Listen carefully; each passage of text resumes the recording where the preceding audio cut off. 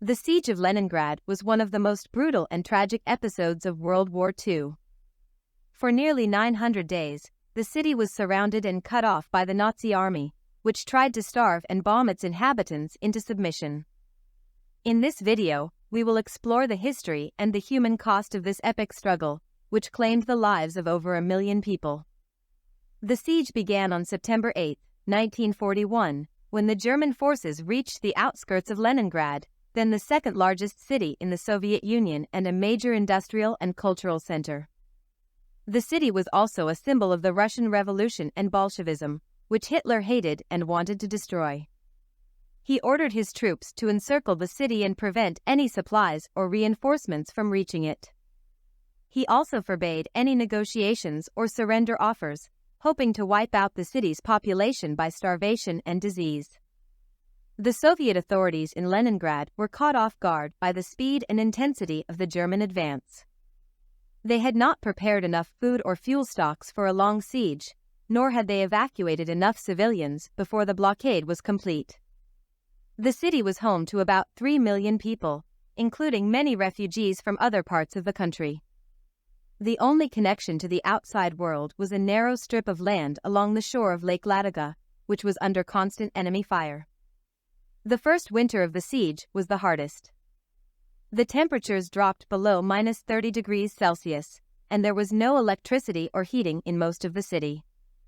The food rations were reduced to a mere 125 grams of bread per day, which was often mixed with sawdust or other fillers. People resorted to eating cats, dogs, rats, or even human flesh to survive. Many died of hunger, cold, or disease. The official death toll for December 1941 alone was over 50,000 people. Despite the horrific conditions, the people of Leningrad did not give up. They organized themselves into committees and militias to defend the city and maintain order. They also tried to preserve their culture and morale by holding concerts, lectures, exhibitions, and other events in the basements and shelters.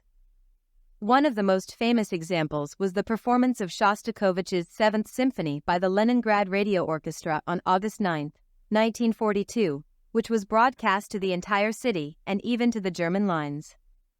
The Soviet government also made efforts to relieve the siege and break through the German blockade. In January 1943, after several failed attempts, they managed to open a land corridor to Leningrad along the southern shore of Lake Ladoga, which allowed more supplies and evacuations to take place. This was known as the Road of Life, although it was also very dangerous and often targeted by enemy fire. The final liberation of Leningrad came in January 1944, when a massive Soviet offensive pushed back the German forces from the city's outskirts. The siege was officially lifted on January 27, after 872 days of suffering and resistance.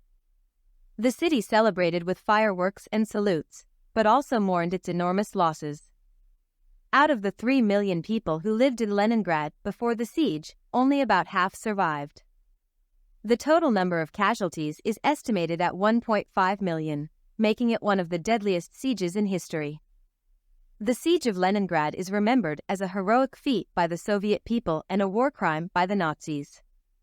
It is also a testament to the human spirit and its ability to endure unimaginable hardships. The survivors of the siege became known as the Blockade generation, who carried with them both scars and pride for their city. Today, Leningrad is called Saint Petersburg again, but it still bears witness to its tragic past with monuments, museums, and memorials. Subscribe to my channel if you like these historical videos and click on the top left box for the story of the Battle of Kursk. Thanks for watching.